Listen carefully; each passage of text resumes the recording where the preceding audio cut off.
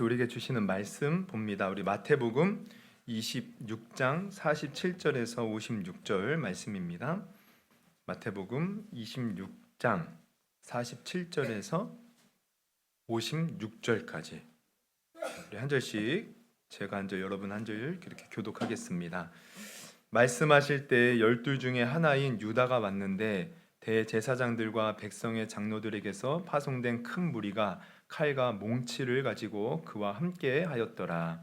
예수를 파는 자가 그들에게 군호를 짜 이르되 내가 입맞추는 자가 그이니 그를 잡으라 한지라. 곧 예수께 나와 랍비여 안녕하시옵니까 하고 입을 맞추니 예수께서 이르시되 친구여 내가 무엇을 하려고 왔는지 행하라 하신대 이에 그들이 나와 예수께 손을 대어 잡는지라.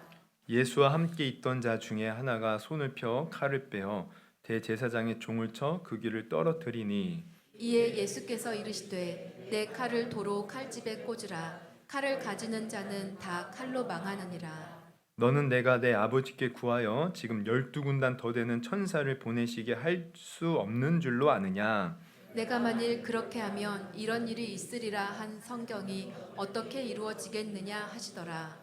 그때 예수께서 무리에게 말씀하시되 너희가 강도를 잡는 것 같이 칼과 몽치를 가지고 나를 잡으러 나왔느냐. 내가 날마다 성전에 앉아 가르쳤으되 너희가 나를 잡지 아니하였도다.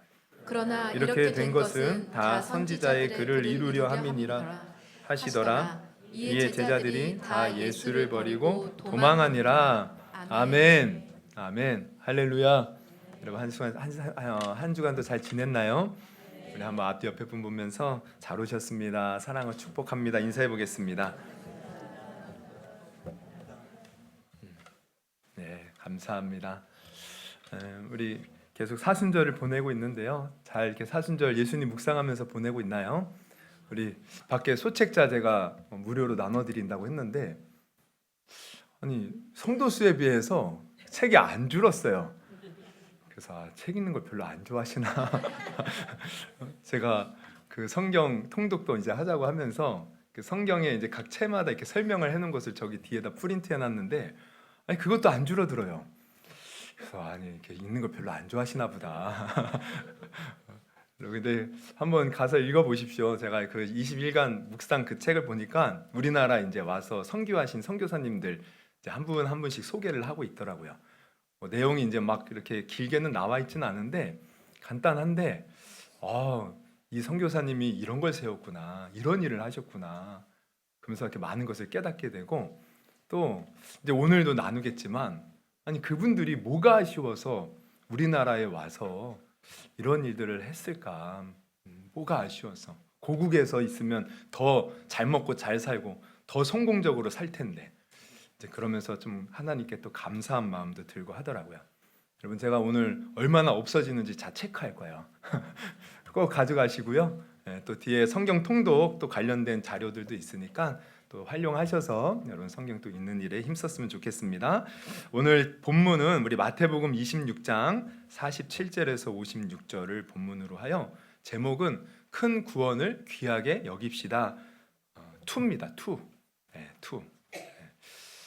우리 지난주에 그 투라는 것은 지난주에도 이제 큰 구원을 귀하게 여깁시다라는 제목이었을 텐데요. 지난주에 나눈 것은 왜 큰 구원인가? 우리 큰 구원. 그 이유는 이 큰 구원, 물론 이 구원이라는 것만 놓고 봐도요 크죠. 이 구원은 우리에게 영생을 주는 것이고 우리가 단절된 하나님과 우리의 관계를 회복하여 정말 우리가 하나님과 함께하는 참된 행복과 또 기쁨을 주는 구원이고 뭐 구원에 대해서 말하려면 그냥 끝이 없어요. 근데 제가 지난주에 말한 것은 그 구원을 하나님이 어떻게 이루셨냐 이거예요. 우리는 구원을 어떻게 받아요? 믿음으로 말미암아 돈 주고 받습니까? 값없이 받아요. 값없이. 그래서 우리가 공짜라는 말을 해요. 공짜. 우리는 공짜로 선물로 받아요. 할렐루야. 김경래 권사님 여기 안 계시니까 제가 서운해. 그 뒤에서 아주 이렇게 틈 사이로 이렇게 보시는데 제가 뭔가 불안하네요. 다음에 여기 앉으셔요. 알았죠? 죄송합니다. 우리 구원은요 선물로 받아요. 선물로. 그럼 선물로 받을 때 우리는 공짜로 받잖아요. 돈 안 내요. 그러나 선물을 주는 하나님 입장에서는요, 이거를 공짜로 준비한 게 아니라는 거예요. 우리가 지난주에 봤더니 그 선물, 구원이라는 선물을 준비하기 위해서 얼마나 인내하고 또 인내하셨는지 몰라요. 참고 참으셨는지 몰라요. 그리고 또 중요한 것은 예수님을 비롯하여 수많은 고귀한 생명을 희생시켰다는 거예요. 그래서 우리는 그 구원을 그냥 공짜로 편하게 받는지 모르지만 하나님은 그만한 수많은 대가를 치르고 우리에게 주셨기에 우리가 그 대가를 기억하면 이거 정말 큰 구원이구나. 그러니까 크다라는 것은 단순히 형태가 큰 게 아니에요. 위대하다, 대단하다, 엄청난 구원이라는 겁니다.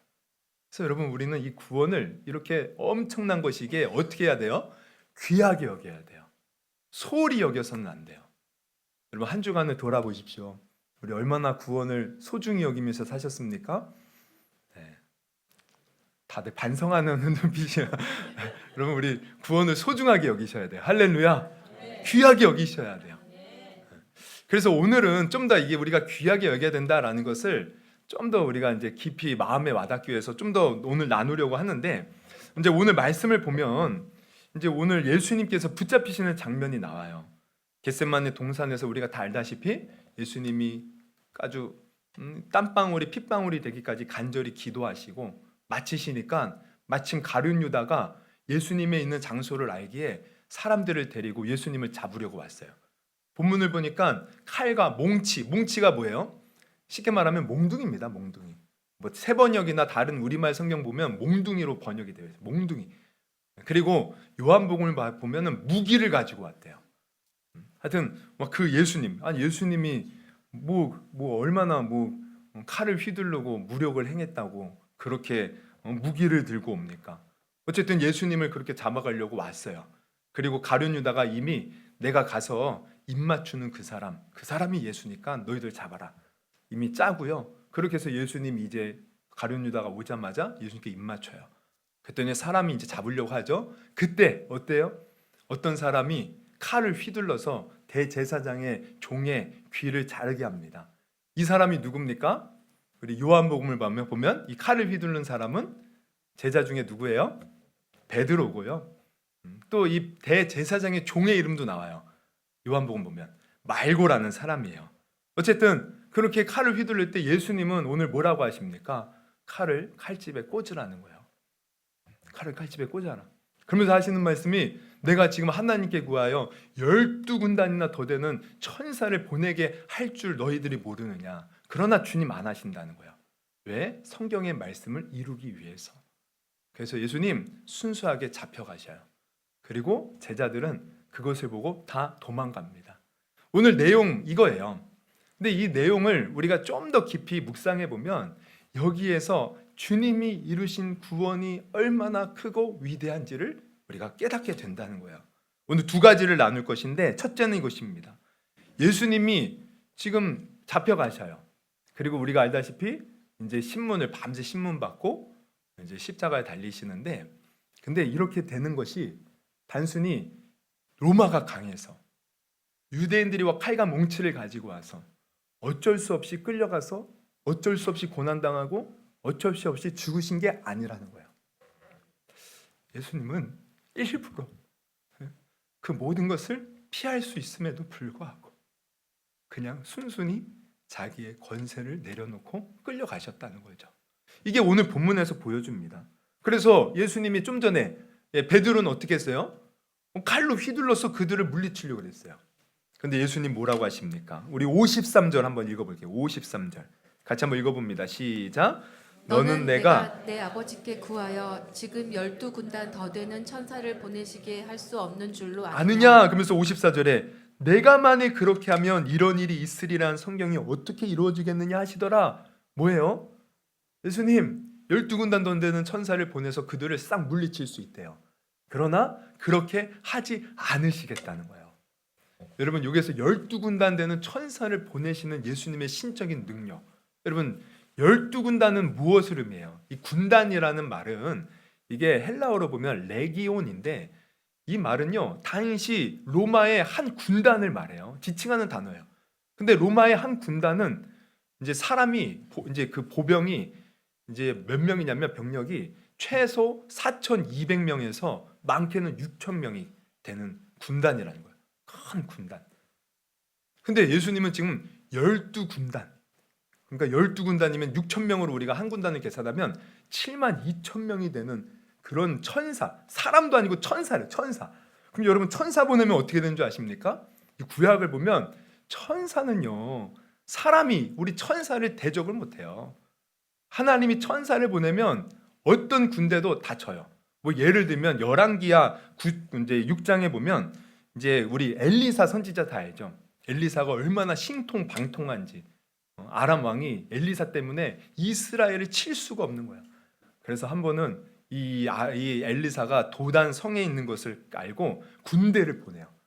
그래서 이 도단선을 다 포위합니다. 이때 엘리사의 사환이요, 이것을 아침에 눈을 비비고 깨어서 일하러 가다가 발견하고 깜짝 놀라서 주인에게 와서 엘리사에게 우리 큰일 났다고, 우리 다 죽었다고, 이거 어떻게 합니까? 막 호들갑을 떨어요. 그때 엘리사가 어떻게 해요? 야, 저들보다 우리와 함께하는 자가 더 많다. 그러면서 하나님께 기도합니다. 하나님, 이 청년의 눈을 열어주셔서 우리와 함께하는 자가 얼마나 많은지 보게 하옵소서. 그래서 눈이 열려요, 사환이. 그랬더니 저 밖에 아람 군대는 상대가 안 돼요. 얼마나 많은 천사 천군이 불말과 불병거를 대동해서 이 엘리사를 호위하고 있는지, 야, 이게 눈이 열면서 깜짝 놀란 거야. 엘리사가 또 기도합니다.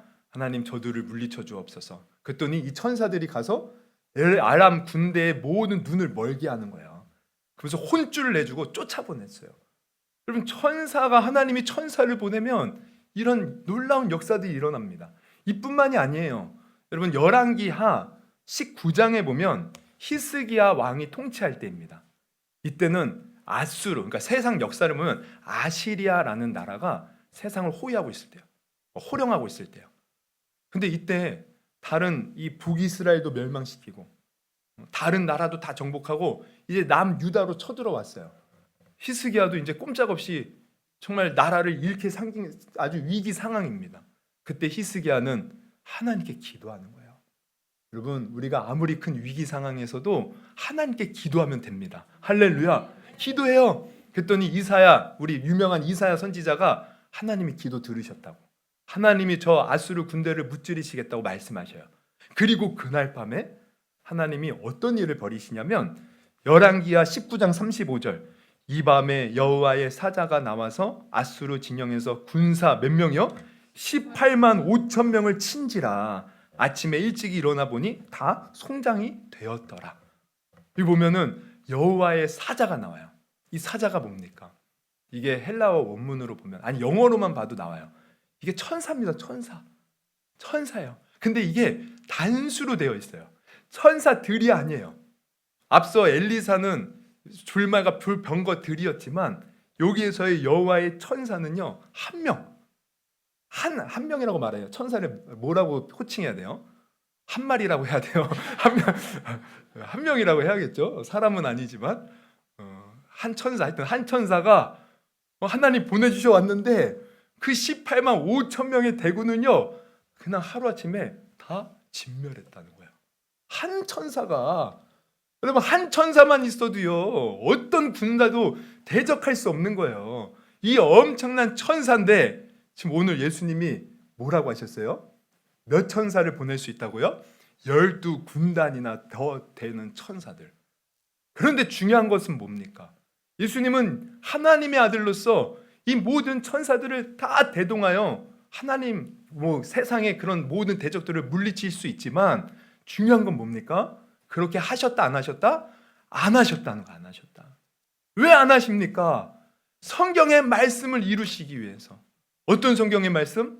성경 구약의 예언들을 보면요, 메시아가 오는데 그 메시아는요, 단순히 이스라엘 백성들이 바라는 것처럼 다윗처럼 무력을 행해서 세상을 제패하는 것이 아니라 하나님의 연약한 종이 되어서 우리의 모든 질고 죄악을 짊어지시고 고난을 받고 죽으실 것을 성경은 예언했거든요. 그 말씀을 이루기 위해서. 우리 아까 전도사님이 기도할 때도 언급했던 것 같은데 우리 이사야 53장 4절 6절에 이런 말씀이 있어요. 그는 실로 우리의 질고를 지고 우리의 슬픔을 당하였거늘 우리는 생각하기를 그는 징벌을 받아 하나님께 맞으며 고난을 당하였다 하였노라. 5절 같이 한번 읽습니다. 시작. 그가 찔림은 우리의 허물 때문이요 그가 상함은 우리의 죄악 때문이라. 그가 징계를 받음으로 우리는 평안을 누리고 그가 채찍에 맞음으로 우리는 나음을 나아뒀도다. 우리는 다 양 같아서 그릇 행하여 각기 제 길로 갔거늘 여호와께서는 우리 모두의 죄악을 그에게 담당시키셨도다. 주님의 종은 바로 이 일을 하러 오시는 건데 예수님이 이제 이 말씀을 이루러 이 땅에 오셨어요. 가장 아주 연약한 모습으로 오셨어요. 가장 별 볼일 없는 모습으로 오셨어요. 그리고 우리를 위하여 이제 질고를 받고 고난을 받고 징계를 받고 채찍에 맞으시려고 주님이 그 신적인 권세를 사용하지 않으셨다는 거야. 그리고 끌려가서 십자가에 달려 죽으신 거야. 그러니까 예수님은 다시 말씀드리지만 어쩔 수 없이 막 질질 끌려가서 어쩔 수 없이 고난받은 게 아니에요. 그 고난 그냥 다 무찔릴 수 있었어요. 안 받으실 수 있었어요. 그러나 우리를 살리기 위해서 일부러 그 고난, 그 죽음, 그 십자가로 나아가셨다는 거예요. 그래서 하나님이 우리에게 베풀어 주신 구원은 위대한 줄 여러분 오늘 다시 한번 깨닫기를 주님의 이름으로 축원합니다. 예수님께서 인간의 몸을 입고 오셨기에 이 고난이, 이 고통이 얼마나 큰지 사실 알고 계셨어요. 이 고통을 인간의 연약한 몸으로 견뎌낼 수 있을까? 그래서 예수님 지금 이렇게 순순히 끌려갈 때 앞에 하신 일이 있어요. 그게 뭐냐? 기도하시는 거예요. 하나님 할만하시거든 이 잔을 내게서 옮기시옵소서. 그러나 나의 원대로 마시고 아버지의 뜻대로 하옵소서. 그러면서 또 기도할 때도 얼마나 간절히 기도했는지 누가복음에는 이렇게 기록합니다. 누가복음 22장 42절 이하에 이르시되 아버지여 만일 아버지의 뜻이거든 이 잔을 내게서 옮기시옵소서. 그러나 내 원대로 마시옵고 아버지의 원대로 되기를 원하나이다 하시니 43절부터 쭉 같이 읽습니다. 시작. 천사가 하늘로부터 예수께 나타나 힘을 더하더라. 예수께서 힘쓰고 애써 더욱 간절히 기도하시니 땀이 땅에 떨어지는 핏방울 같이 되더라. 땀이 떨어졌는데 핏방울 같이 되었더라. 핏방울. 여러분 이게요 과학적으로요 설명이 가능해요. 사람이 극도로 긴장감 속에 있고 극도로 힘을 주잖아요. 그러면은 이 피부에 모세혈관이 터져서 피가 나오는 경향이 있대요. 실제로 그런 일이 역사 속에 있었대요. 과거에 이제 중동 지방에 테러가 일삼고 그럴 때 한 번은 비행기에 테러범이 탄 거예요. 승무원이 이것을 알고 긴장 속에서 그래도 침착하게 그 일들을 해나가려고 하는데 이 승무원들 사이에요 얼굴에서 너무 긴장한 나머지 이 핏방울이 맺혔다. 그런 사건들이 있었어요. 여러분 예수님이 지금 십자가의 고난 앞두고 얼마나 긴장감 속에서 얼마나 간절히 기도했는지 땀방울이 떨어짐에 핏방울 같이 되었더라. 힘써 눈물로써 통곡으로써 히브리서 보면은 그렇게 기도하셨다는 거예요. 왜 그랬겠어요? 이게 단순히 보니까 고통 때문이 아니더라고요. 내가 만약 이 고통을 참지 못하고 신적 권세를 사용하면 구원의 길이 끊기잖아요. 하나님 내가 끝까지 나의 신적 권세를 내려놓고 주님이 원하시는 그 십자가를 통하여 인류를 구원할 수 있도록 하나님 나를 붙들어 주옵소서. 예수님 그렇게 해서 우리를 위하여 죽으신 거예요. 예수님 그렇게 자기의 모든 것을 내려놓고 그렇게 우리를 위해서 십자가에 달려 죽으신 것입니다. 그래서 구원은 위대하고 대단한 거예요. 여러분 이것은 예수님뿐만이 아니더라고요. 예수님도 모든 것을 다 포기하고 이렇게 우리를 구원하셨는데 좀 전에도 아까도 말씀드렸지만 수많은 선교사님들이 우리나라에 와서 복음을 전할 때도 마찬가지입니다. 우리 침례교회 이 이제 창시자라고 우리 한국 침례교회 창시자라고 말할 수 있는 페닉 선교사님도 사실 캐나다에서 그냥 성공 가도를 달리던 사람이에요. 결혼할 약혼녀가 있었어요. 그 약혼녀의 부모님이요 부자입니다. 사업을 물려주겠다고 했어요. 그러나 다 포기하고 오는 거예요. 다 포기하고. 여러분 최초의 순교자 우리나라 개신교 최초의 순교자가 누구라 그랬죠? 토마스 선교사님. 근데 제가 지난주에 말씀드렸죠. 토마스 선교사님이 제너럴 셔먼호를 타고 이제 대동강을 타고 왔다가 복음 한번 제대로 전하지 못하고 그 자리에서 죽었습니다. 근데 놀랍게도 그분이 전한 복음 이제 그 성경을 가지고 우리 이 평양에 최초의 교회 널다리골 교회가 생겼고요. 그 널다리 교회 나중에 장대원 교회로 바뀌고 장대원 교회에서 1907년 평양 대부흥이 일어날 놀라운 역사들. 이 토마스 선교사님이신데 이 토마스 선교사님이 사실 얼마나 이 영국 분인데 대단한 사람인지 몰라요. 이 토마스 선교사님에 대해서 간단히 설명을 드리면 이분은 이제 목회자의 가정에서 태어났는데 불과 14세 때 옥스퍼드 대학교 지저스 칼리지의 최우등 학생으로 이제 입학을 하게 돼요. 근데 나이가 너무 어리다고 해서 이 최우등 그 상은 못 받았어요. 근데 머리가 아주 보통 비상한 머리가 아니었어요. 이미 이분은 20대 초반에요. 20살 이렇게 전후로 해서 이미 언어를 프랑스어, 독일어, 스페인어, 포르투갈어, 이탈리아, 러시아 등 10개 국어를 말할 수 있었고 또 선교사로 떠나기 전 21살 때쯤에는요. 이미 설교를 얼마나 잘하는지 전국을 다니면서 설교를 하면서 다녔어요. 그냥 그곳에서 목회해도요. 아주 위대한 훌륭한 이렇게 목회자가 될 수 있었던 분이에요. 그리고 그분의 아내 이제 사모님도요 대단합니다. 아주 그냥 그 집안이 얼마나 좋은지 그 아버지는 당시 그 지역 최고의 갑부였고 그 집의 살림을 맡은 하인만 15명에 달했고 그 지역에 사는 사람은요 모두 이 사모님의 아버지의 땅을 다 밟고 다녀야 돼요. 그만큼 땅이 넓었어요. 집안이 이렇게 좋습니다. 그리고 이 토마스 선교사님과 아내 되는 분이 처음으로 결혼한 곳은 런던이에요. 런던, 영국에. 근데 지금은요 이제 거의 경제가 이렇게 발달해서 비슷비슷했다고 하지만 그때 당시에는요 이 빈부격차가 심했고 또 이게 세계적으로 봐도요 이게 아주 선진국과 후진국 차이가 엄청 컸거든요. 이 런던은요 최고의 도시예요. 최고의 도시. 여러분 우리나라 처음 전철이 생긴 때가 언제인지 아십니까? 우리 나이 드신 분들은 다 아실 거예요. 제가 찾아보니까 1971년도에 서울 지하철 1호선이 착공되어 1974년도에 개통되었다고 하더라고요. 근데 런던은요 전철이 언제 생겼느냐? 우리나라보다 110년 전에 1863년도에 세계 최초의 지하철이 있었다는 거야. 그만큼 좋은 그 런던이라는 도시에 이 두 분이 결혼하고 거기서 그냥 눌러 살아도 된다는 거예요. 그러나 우리가 알다시피 토마스 선교사님은 그 모든 누릴 수 있는 것을 다 포기하고 먼저는 중국에 왔어요. 근데 중국에서 그만 아내 되는 이 사모님이요 임신 중독증에 걸려서 그만 세상을 떠납니다. 그러다가 또 이 선교의 실패를 경험해요. 그러다가 제가 말씀드렸죠. 이 삿갓 쓰고 이렇게 갓 쓰고 검은 거 그리고 흰 옷 입은 우리 조선인을 보고 막 마음에 열망이 생겨서 고향으로 안 돌아가고 우리 조선 땅에 왔는데 그냥 발을 내딛자마자 그냥 참수당하여 순교당했다는 거예요. 여러분 이 희생 그러니까 우리가 구원받은 거 그냥 구원받은 게 아닙니다. 정말 이렇게 많은 사람들이 자기가 누릴 수 있는 모든 것을 포기하고 우리를 위해 희생한 거예요. 우리 저 20일간 묵상집에 나오는 모든 선교사님들이 다 마찬가지. 다 좋은 대학교 나오고 다 그냥 자기 고향에서 성공할 수 있는 사람들. 그런데 그 모든 것을 다 포기했어요. 마치 예수님이 신적 권세를 다 포기하고 십자가에 달려 죽으신 것처럼. 그래서 우리의 구원을 이루신 겁니다. 우리는 구원을 공짜로 받지만 이렇게 하나님은 고귀한 희생을 통하여 우리를 구원하셨다는 거예요.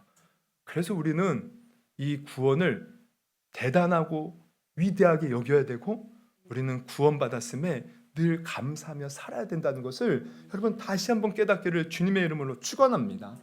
그리고 두 번째 또 오늘 본문을 통해서 알 수 있는 구원의 위대함은 뭐냐면 오늘 이제 본문을 보면 이제 참 우스꽝스러운 이야기 이제 결론이 나오죠. 56절을 보면 우리 같이 한번 읽어볼까요? 같이 한번 읽어봅니다. 시작.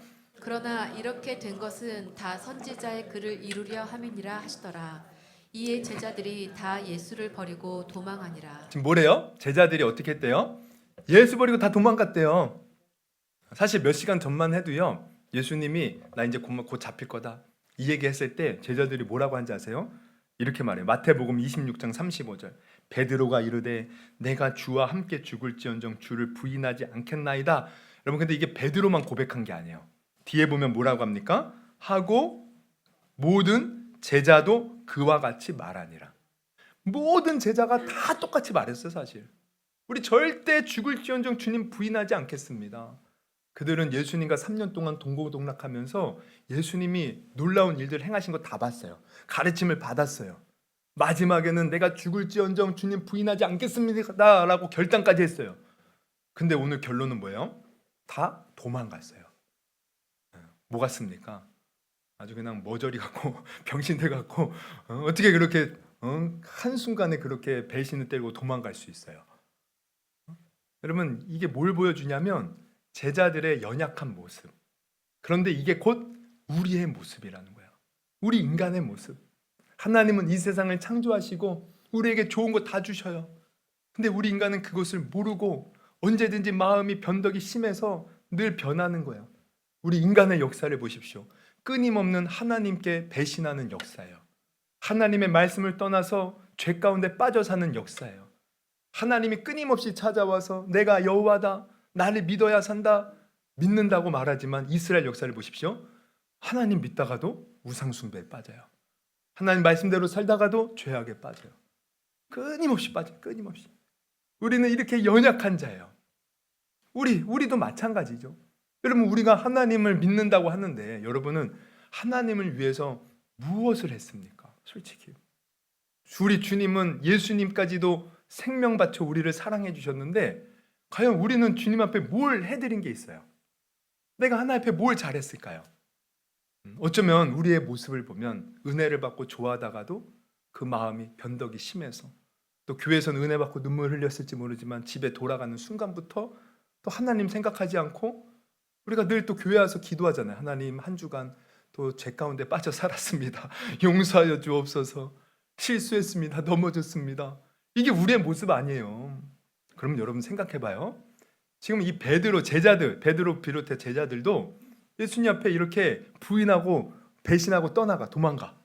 이게 우리 인간의 모습이야. 그럼 이걸 뭘 말하냐면 사실 우리는요, 하나님 앞에 사랑받을 자격이 있다 없다? 없어요.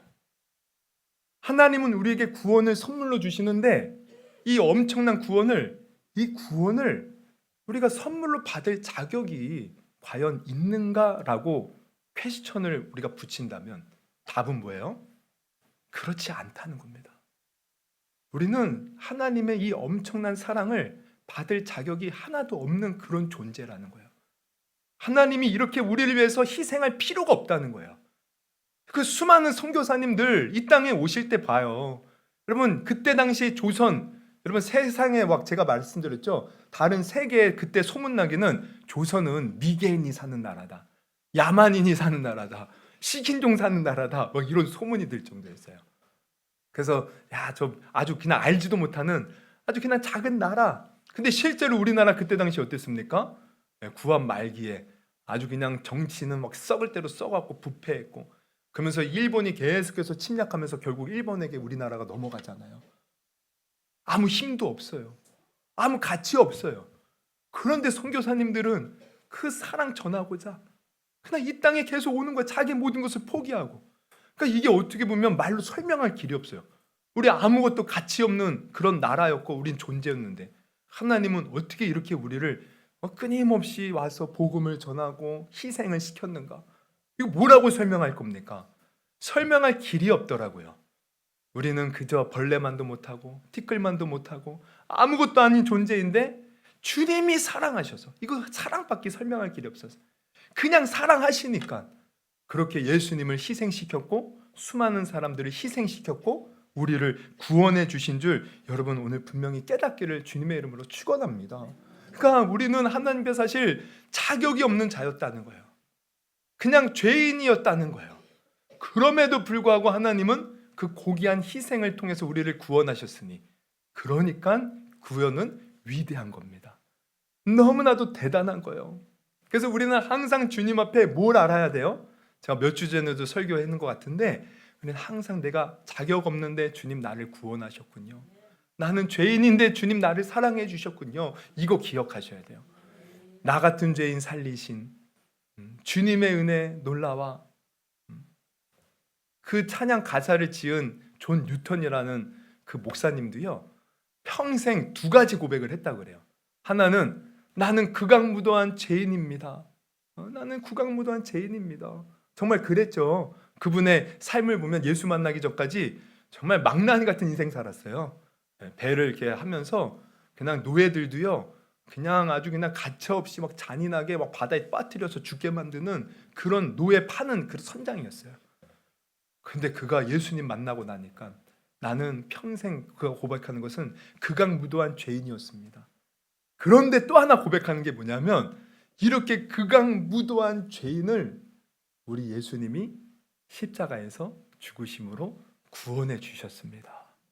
그래서 그 은혜에 감격해서 나 같은 죄인 살리신과 같은 많은 주옥 같은 찬송과 가사들을 지으셨어요. 그리고 평생의 복음을 전했어요. 여러분, 우리가 사도 바울을 보면요, 사도 바울 어때요? 복음 전하는데 자기 목숨을 조금도 귀한 것을 여기지 않겠대요. 그러면서 그가 이 복음을 전하기 위해서 얼마나 많은 고난을 받았는지 몰라요. 이 고린도 후서에 보면 자기가 받은 고난에 대해서 이렇게 얘기합니다. 24절 이하에 보면 유대인들에게 11장 24절입니다. 유대인들에게 40에서 하나 감한매를 5번 맞았으며. 여러분, 40에서 하나 감한매, 왜 하나를 감하냐면 40대를 때리다가 잘못 세웠고 한 대를 더 때리면 이거 율법에서 어긋난다. 그래서 미리 한 대를 가면서 때리는 거야. 혹시나 더 때릴까 봐. 근데 이 40대를요, 우리 옛날에 우리 이제 뭐 조선 시대나 이럴 때 곤장 맞죠? 그럼 곤장 맞다가 죽는 사람이 있었게요, 없었게요? 있었어요. 엄청나게 고통스러운 겁니다. 이 맞다가 죽어요. 근데 40에 하나 감한매를 몇 번 맞았대요? 5번, 한 5번 죽다 살아난 거예요. 뭐 하다가? 복음 전하다가. 우리 25절 3번 태장으로 맞고 1번 돌로 맞고 3번 파선하고 일주일을 깊은 바다에서 지냈으며 여러 번 여행하면서 강의 위험과 강도의 위험과 동족의 위험과 이방인의 위험과 신의 위험과 광야의 위험과 바다의 위험과 거짓 형제 중의 위험을 당하고 또 수고하며 애쓰고 여러 번 자지 못하고 줄이며 목마르고 여러 번 굶고 춥고 헐벗었노라. 여러분, 사도 바울도 우리가 알다시피 이 오늘날 우리나라에 온 선교사님만큼 대단한 사람이었어요. 그는 히브리인 중에 히브리인, 나면서부터 8일 만에 할례를 받고 베냐민 지파, 그러니까 순수 지파 혈통이었어요. 유다 지파와 베냐민 지파, 이 두 지파만이 나중에 그 아수르에 멸망당할 때 혼혈되지 않고 아주 순수 이 히브리인의 전통을 이어왔어요. 그런 사람이었고 히브리인 중에 히브리인이었어요. 율법으로는 흠이 없어요. 바리새인이었어요. 그리고 열심으로는 교회를 박해하는 사람이었어요. 유대인들이 볼 때 대단한 사람. 그리고 가말리엘이라는 당시 최고의 어떤 그 율법 학자로부터 다 배움을 받았던 사람. 그리고 보면 사내들인 공의회에 했다라고 얘기를 해요. 그냥 가만히 있으면 성공할 수 있는 사람, 모든 사람이 부러워할 만한 사람. 근데 복음을 위하여 모든 것을 배설물로 여기고 지금 이런 죽을 고생하면서 다니는 거예요. 죽을 고생하면서. 왜 그러느냐? 바로 예수님의 그 놀라운 사랑을 이 사람도, 이 사도 바울도 깨달았기 때문에. 나는 정말 죄인 중에 죄인 괴수였는데 주님이 나 같은 죄인을 살려주셨다. 이 엄청난 은혜를 깨달은 거예요. 그래서 우리가 저번에도 봤지만 디모데전서 1장에 보면 이런 고백을 하죠. 우리 13절 이하에 나오는 내용을 우리 한번 같이 읽어봅니다. 우리 사도 바울이 고백한 거예요. 시작. 내가 전에는 비방자요 박해자요 폭행자였으나 도리어 긍휼을 입은 것은 내가 믿지 아니할 때에 알지 못하고 행하였음이라. 우리 주의 은혜가 그리스도 예수 안에는 믿음과 사랑과 함께 넘치도록 풍성하였도다.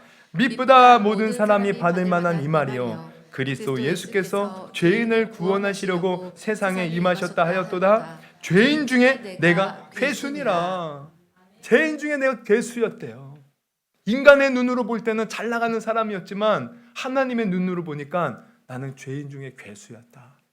그런데 주님이 나 같은 죄인을 살리러 이 땅에 오셔서 나를 위해 죽으셨다. 이 뜨거운 사랑, 뜨거운 은혜를 경험하니까 주를 위해 바치고 헌신하는 자가 되었다는 겁니다. 여러분, 우리가 그래서 알아야 돼요. 우리는 사실 사랑받을 만한 자격이 없는 자였어요. 어떻게 보면 우리가 제대로 우리 자신을 보면요, 하나님 앞에 정말 죄인 중에 죄인입니다. 괴수 중에 괴수입니다. 그런데 주님은 그런 우리를 사랑해 주셨다는 거예요. 여러분, 제가 29살 때 우리 주님 만났다고 여러 번 고백을 했죠. 근데 그때 저의 모습은요, 하나님 없다고 부인하고 수년째 살고 있을 때였어요. 그리고 세상에 나가서 내 맘대로 살면서 온갖 죄를 저지르며 살 때였어요. 그리고 하나님 같은 거 믿어봐야 소용없다고 내가 우리 옛날에 이렇게 교회 다녔던 친구들한테 아유 어리석은 놈들, 저런 불쌍한 중생들, 아이고 구원받아야 될 놈들 그러면서 제가 지나갈 때마다 큰 교회 보면은 아 저는 얼마나 헌금을 뜯어서 저렇게 큰 교회를 졌나, 저 폭탄 맞아야 된다고 막 저주를 하던 사람이었어요. 근데 제가 이렇게 인생의 쓴맛을 보면서 아 인생은 내가 내 주먹 믿고, 저는 정말 주경 야독의 삶을 살았습니다. 낮에는 열심히 일하고 밤에는 공부하고, 그래서 저도 꿈이 있었어요. 심리 상담가가 되어서 또 나름대로 이렇게 살면서 그래서 열심히 살았는데 인생이 열심히 산다고 되는 게 아니에요. 내가 열심히 살아도 뭔가 운명 같은 어떤 일들이 벌어져요. 내가 원치 않는 일들이 수없이 인생 가운데 벌어져요. 그 속에서 야 이거 정말 뭐 하나님이 있다고는 생각을 안 했고요. 아 그냥 뭔가 신이 있나 보다. 그래서 우리 신은 마치 손오공이 부처님 손바닥에서 놀아나듯이 그렇게 우리 존재는 어떤 신에 의해 손바닥에 있는 거지 내가 뭐 어떻게 한다고 되는 게 아니구나. 그리고 어쩌면 운명이란 것은 결정된 것이 아닐까. 부자는 이미 부자대로 결정된 거고 가난한 사람은 아무리 발버둥 쳐도 가난한 어떤 숙명론 뭐 그런 것도 생각하고 별의별 생각을 다 했죠. 그러면서 그렇게 정말 인생의 쓴맛을 경험하고 소망을 다 잃고 죽는 것이 차라리 낫겠다고 생각하는 그때 이제 우리 누님의 그런 인도로 제가 어느 교회를 가게 되었어요. 근데 그 교회에서 처음에는요 거의 한 달간은 나오면서 이제 나가면서 이렇게 대문 밖에 나가면서 죄송합니다 그냥 라이터에 불을 켰죠. 그러면서 집에 가곤 했죠. 그런데 어느 순간 말씀을 듣는데 하나님이 살아계시는 것이 느껴져요. 근데 하나님이 살아계신 것이 느껴지는데 중요한 것은 살아계신다고 인정을 못 하겠는 거예요. 살아계시면 나는 죄인, 나는 살아계시다고 인정하는 순간 나는 죄인으로 지옥 갈 놈. 근데 살아계시지 않다고 또 말하기도 애매하고 살아계시는 것 같은 거예요. 근데 그 속에서 나의 죄만 보여요. 하나님을 부인하고 내 마음대로 내 뜻대로 살아가는 내 모습. 근데 그때 하나님 앞에 내가 절망 속에서 기도할 때요 예수님이 제 눈앞에 환상 중에 나타나요. 상반신의 모습만, 저 지금 제 상반신만 보이죠? 여러분 보면 예수님이 이렇게 벌거벗긴 채로 십자가에 매달려서, 여러분 실제로 예수님이 발가벗겼다고 그래요. 완전히 홀딱. 그리고 온몸에 이제 책치게 맞았죠. 다 갈기가 찢겨서 온몸에 피가 흘려요. 가시관 이렇게 써있어. 가시관이, 이 가시 옛날에 있을 때 있었는데 아주 그냥 손가락만 해요. 대문만 해요. 가시들이. 그거를 우리가 영화 같은 데 보면은 이렇게 꽉 조여요. 로마 군병들이. 그러니까 이게 칼을 쫙 찔리니까 피가 이제 흐르죠. 얼굴에도 흥건히. 그리고 이미 그분은 탈진한 상태로 십자가를 지다가 결국 못 지고 구레네 시몬한테 이제 대신 로마 군병이 지게해서 올라가서 아주 그냥 거의 뭐 탈진한 상태로 이제 십자가에 달려요. 우리가 실제로 보면 예수님이, 우리는 손바닥에 이 못이 박혔다고 생각하는데 그렇지 않고 이 손목에, 그것도 그냥 우리가 생각하는 일반 못이 아니에요. 엄청나게 큰 못. 그것을 막히 이제 대동맥을 치는 여기에 박히죠. 그리고 발도 폭에서 박히고 십자가에 매달려 있는데 그 못에만 의지하여 있어요. 그럼 이 고통이 얼마나 큰지 모른대요. 그리고 이미 이렇게 이제 그렇게 매달려 있으면 이제 그게 이제 그냥 매달리는 게 아니고 이 팔을 끝까지 당겨서 어깨가 탈골된다고 하더라고요. 탈골된 상태로 못에 박혀서 그 못에만 의지하니까 이게 고통이 너무 심해. 그래서 이게 이렇게 막 이게 힘을 주려고 하면은 또 숨이 안 서진다는 거예요. 숨 쉬려고 움직이면은 팔과 다리에 고통은 찾아오고, 또 어떻게 하면은 또 이 팔의 고통을 좀 피해 보려면 숨을 못 쉬고, 그 고통. 근데 그 고통 속에서 그 모습이 보이는 겁니다. 그러면서 저를 물끄러미 쳐다보면서 울고 계셨어요. 울고. 제가 물어봤어요. 왜 울고 계셔요, 예수님? 이게 딱 보는 순간 예수님이더라고요. 예수님 왜 울고 계셔요? 예수님이 우는 이유는 이 고통이 너무 커서 내가 우는 게 아니다. 아들아, 네가 나를 떠나서 세상에 죄를 짓고 그렇게 나를 몰라서 방황하며 사는 그 모습을 내가 볼 때 안타까워서 네가 돌아오기만을 바라기에 내가 이렇게 울고 있노라. 주님 그렇게 말씀하시더라고요. 근데 저는 그 순간 의문이 드는 거예요. 아니 주님, 내가 지금까지 주님 배신하고 주님 없다고 생각하고 나는 그렇게 내 마음대로 살았는데 이런 내가 뭐가 좋다고 울고 계십니까? 주님 말씀하셔요.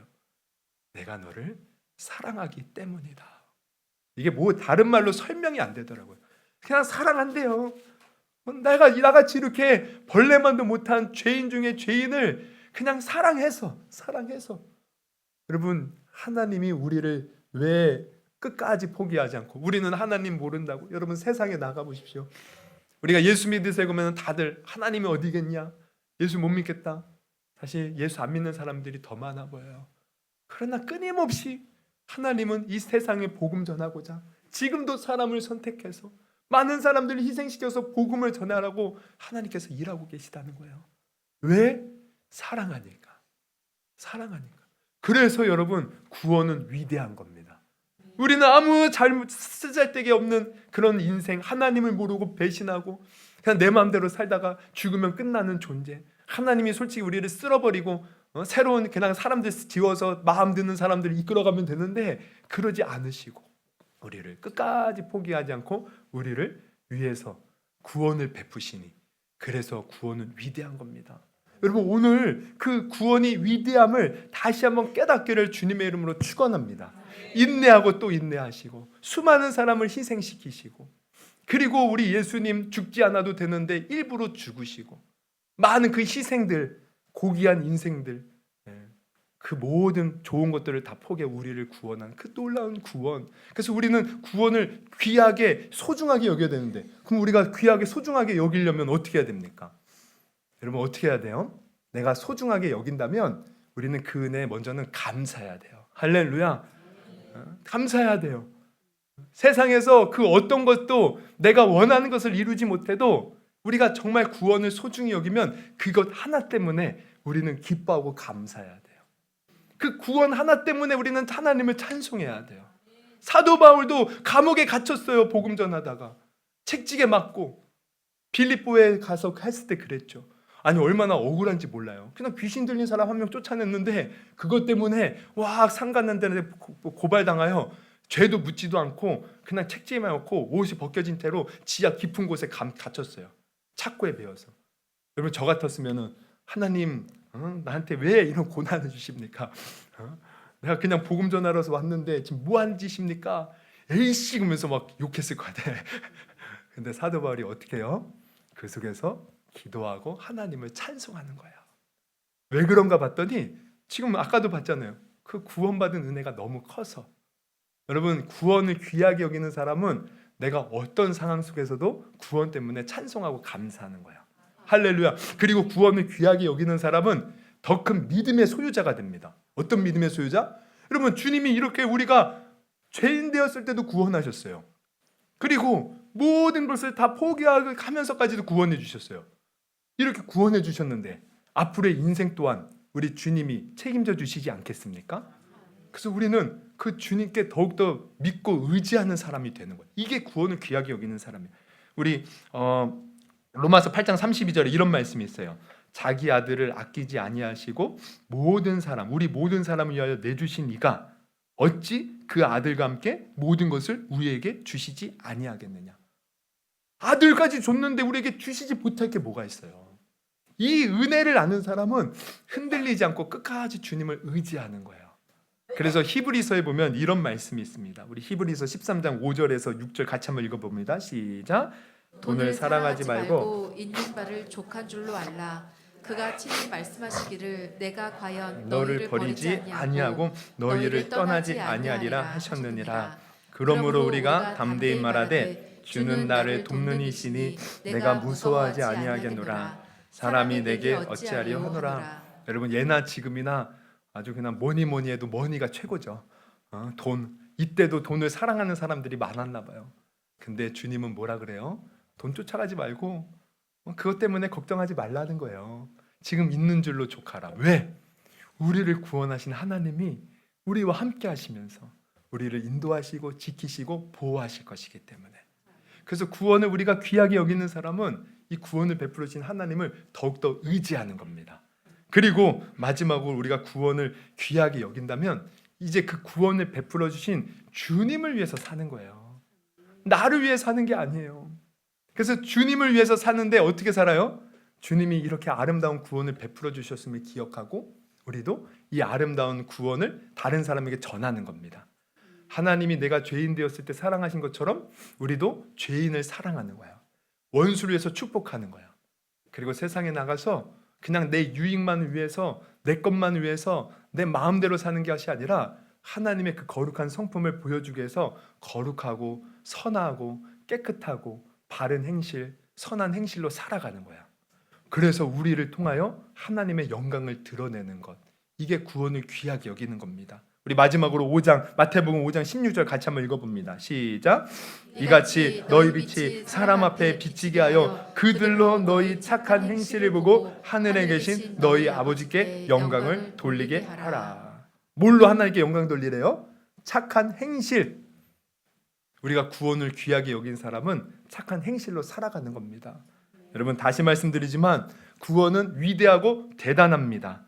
이 구원을 깊이 묵상하면서 늘 하나님의 사랑과 은혜를 먼저 우리가 누릴 수 있기를 바라고요. 나아가서 우리가 또한 이 구원의 은혜를 다른 사람에게 전하며 살 수 있는 우리 모두가 될 수 있기를 주님의 이름으로 축원합니다. 우리 한번 기도했으면 좋겠어요. 우리 한번 이 시간 두 눈을 감으시고 기도하실 때, 여러분, 우리가 신앙생활을 우리가 지금까지 몇 년을 해왔습니까? 많이 한 사람들은 뭐 수십 년을 한 분도 있을 것이고, 어떤 분들은 그냥 몇 년째 아니면 몇 달밖에 안 된 분들도 있을 거예요. 그런데 우리가 이렇게 신앙생활을 하면서 내가 구원을 얼마나 귀하게 여겨봤는가 한번 생각해 보십시오. 나는 그저 하나님 살아계시네, 하나님 내 병 고쳐주셨네, 하나님이 놀라운 일을 행하셨네, 그래 나 이제 하나님 믿어야지, 그러면서 신앙을 시작했을지도 몰라요. 그러면서 하나님 어떻게 하면서 분위기에 휩싸여서 예배드리고 기도하고 그렇게 살아왔는지 몰라요. 우리가 어쩌면 주님이 베풀어 주신 구원이 이렇게 얼마나 위대한지 대단한지 한 번도 생각해 보지 않고 그냥 나 구원받았어 라고 우리가 살아왔을 줄 모릅니다. 그러나 우리는 이제 달라져야 돼요. 우리는 철든 신앙인이 되어야 돼요.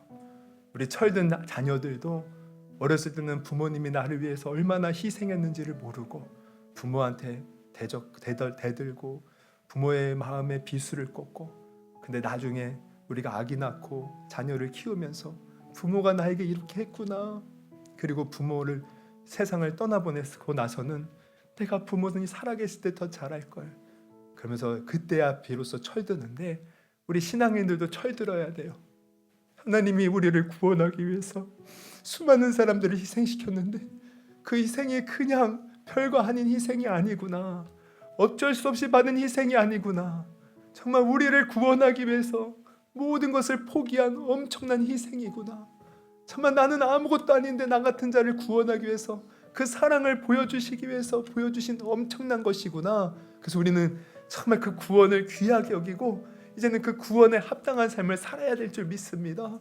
이 시간 기도하실 때, 하나님, 내가 이제 구원이 얼마나 위대한지를 깨달았사오니 이 구원을 귀하게 여기고 늘 주님을 찬송하고 감사하고, 또 나를 구원하신 주님이 나를 끝까지 붙들어 주실 줄 믿고 세상을 쫓는 것이 아니라 주님을 따라 살게 하시고, 또 주님이 우리에게 베풀어 주신 그 선함을 세상에 전하며 사는 내가 되게 하여 주시옵소서. 우리 주여 세 번 부르시고 우리 오늘 들은 말씀 놓고 기도하도록 하겠습니다.